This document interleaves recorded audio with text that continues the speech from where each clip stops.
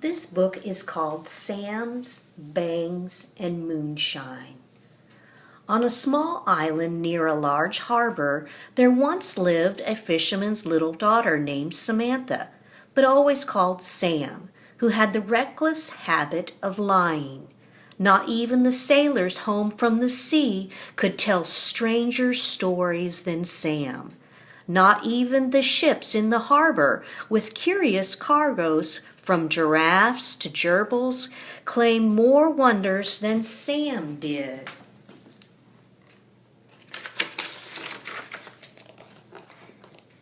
She said her mother was a mermaid when everyone knew she was dead.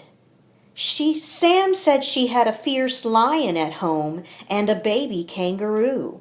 Actually, what she really had was an old wise cat called Bangs. Sam even said that Bangs could talk if and when he wanted to. Sam said this, Sam said that, but whatever Sam said, you could never believe. Even Bangs yawned and shook his head when she said the ragged old rug on the doorstep was a chariot drawn by dragons.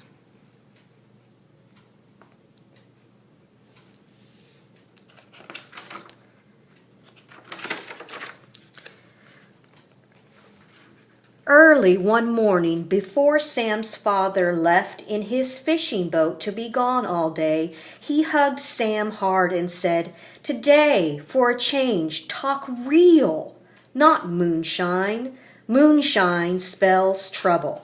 Sam promised, but while she washed the dishes, made the beds, and swept the floor, she wondered what he meant.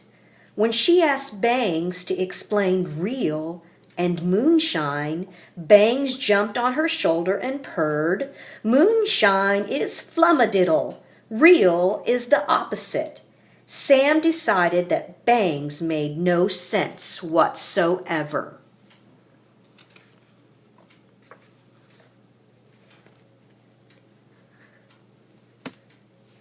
When the sun made a golden star on the cracked window, Sam knew it was time to expect Thomas.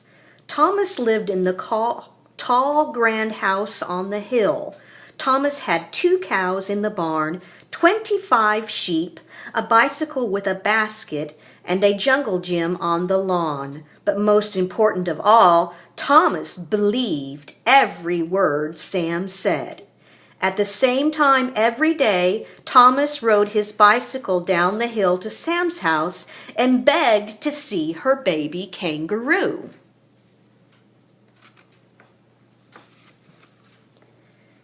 Every day, Sam told Thomas it had just stepped out. She sent Thomas everywhere to find it. She sent him to the tallest trees, where she said it was visiting owls.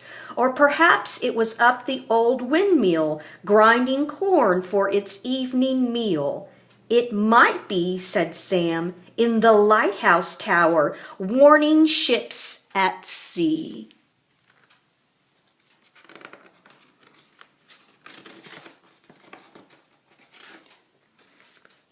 Or maybe, she said, it's asleep on the sand, somewhere, anywhere on the beach.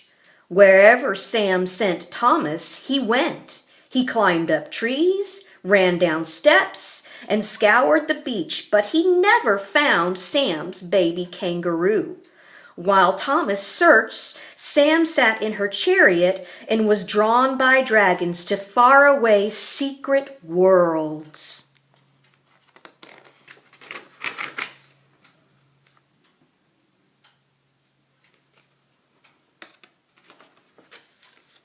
Today, when Thomas arrived, Sam said, "That baby kangaroo just left to visit my mermaid mother. She lives in a cave behind Blue Rock."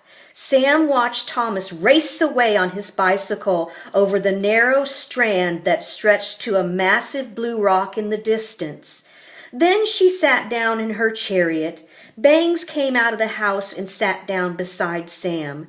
With his head turned in the direction of the diminishing Thomas, Bangs said, When the tide comes up, it covers the road to Blue Rock. Tide rises early today." Sam looked at Bangs for a minute. Then she said, "Pardon me while I go to the moon."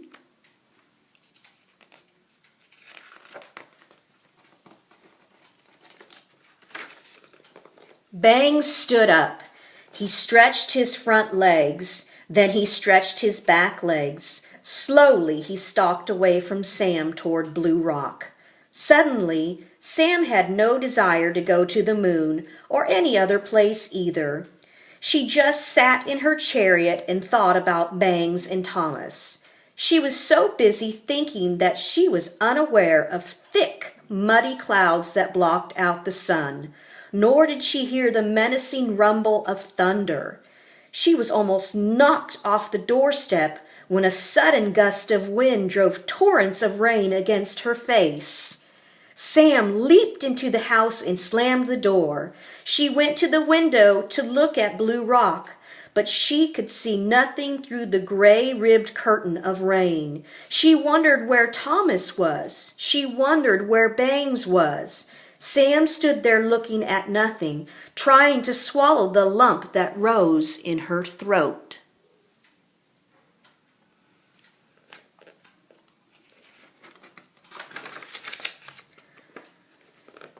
The murky light in the room deepened to black. Sam was still at the window when her father burst into the house.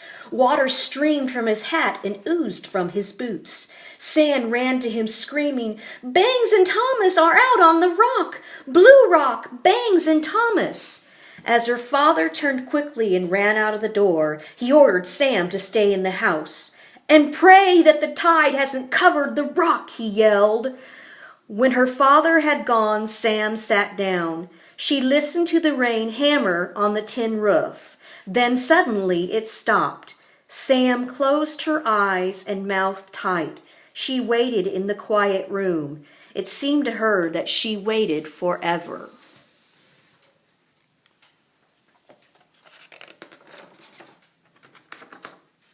At last she heard her father's footsteps outside. She flung open the door and said one word, "Bangs?" Sam's father shook his head. "He was washed away," he said, "but I found Thomas on the rock. I brought him back in the boat. He's home now, safe in bed. Can you tell me how this all happened?" Sam started to explain, but sobs choked her. She cried so hard that it was a long time before her father understood everything. Finally, Sam's father said, "Go to bed now, but before you go to sleep, Sam, tell yourself the difference between real and moonshine." Sam went to her room and crept into bed. With her eyes wide open, she thought about real and moonshine. Moonshine was a mermaid mother, a fierce lion, a chariot drawn by dragons, and certainly a baby kangaroo. It was all flummadiddle, just as Bangs had told her. Or had he told her? Wouldn't her father say that a cat's talking was moonshine? Real was no mother at all. Real was her father and Bangs, and now there wasn't even Bangs. Tears welled up in Sam's eyes again. They ran down into her ears, making a scratching noise. Sam sat up and blew her nose. The scratching was not in her ears. It was at the window. As Sam stared at the black oblong, two enormous yellow eyes appeared and stared back. Sam sprang from her bed and opened the window. There sat Bangs, his coat a sodden mess.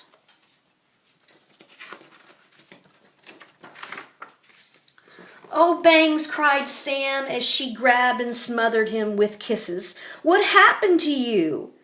In a few words, Bangs told her that one moment he was on the rock with Thomas, and the next he was lying at the foot of the lighthouse tower a mile away, all done by waves. "Nasty stuff, water," Bangs grumbled as he washed himself from his ears to his feet. Sam patted Bangs. "Well, at least it's not flummadiddle." Sam paused. She looked up to see her father standing in the doorway. "Look, Bangs is home," shouted Sam. "Hello, Bangs. What's not flummadiddle?" asked Sam's father. "Bangs and you and Thomas," answered Sam. "Oh, Daddy, I'll always know the difference between real and moonshine now. Bangs and Thomas were almost lost because of moonshine. Bangs told me." "He told you?" questioned Sam's father. "Well, he would have if he could talk," said Sam. Then she added sadly, "I know cats can't talk like people, but I almost believe I did have a baby kangaroo." Her father looked steadily at her.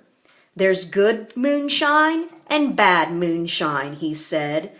"The important thing is to know the difference." He kissed Sam good night and left the room. When he had closed the door, Sam said, "You know, Bangs, I might just keep my chariot." This time, Bangs did not yawn and shake his head. Instead, he licked her hand. He waited until she got into bed, then he curled up at her feet and went to sleep.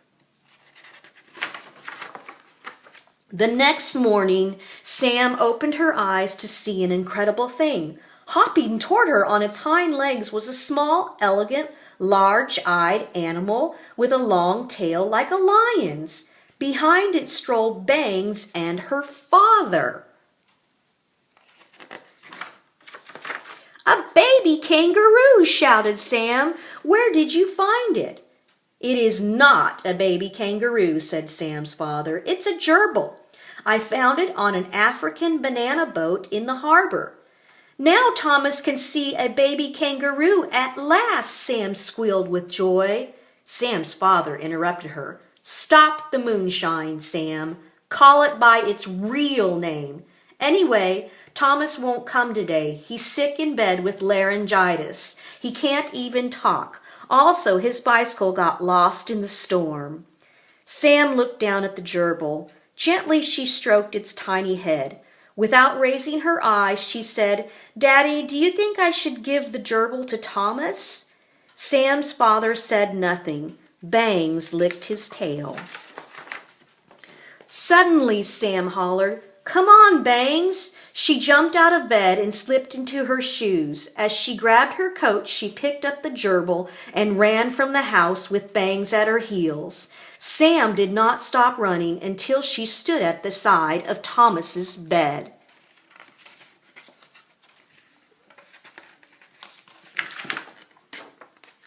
Very carefully, she placed the gerbil on Thomas's stomach. The little animal sat straight up on its hind legs and gazed directly at Thomas with its immense round eyes. "What's its name?" wheezed Thomas. "Moonshine," answered Sam as she gave Bangs a big, wide smile. The end.